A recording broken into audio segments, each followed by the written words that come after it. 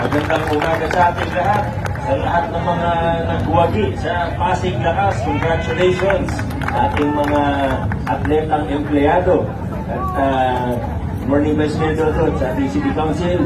Maraming salamat din po sa ating Elderly Council na nandito kasama ng OSCA ngayong umaga. Mugulita po natin ng Elderly Month tuwing October. Marami tayong mga activities.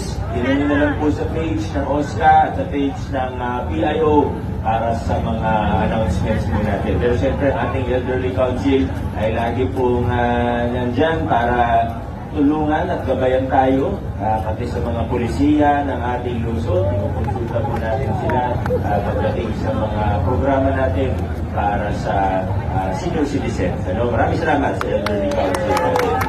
Binabati din natin ang ating mga scouts ngayong Scouting Month. Maraming salamat, lalo na sa mga nag-assist sa atin, mga Boy Scouts, Girl Scouts, at tuloy-tuloy naman po ang suporta ng inyong lokal na pamahalaan mula sa monthly support hanggang sa annual membership fees natin.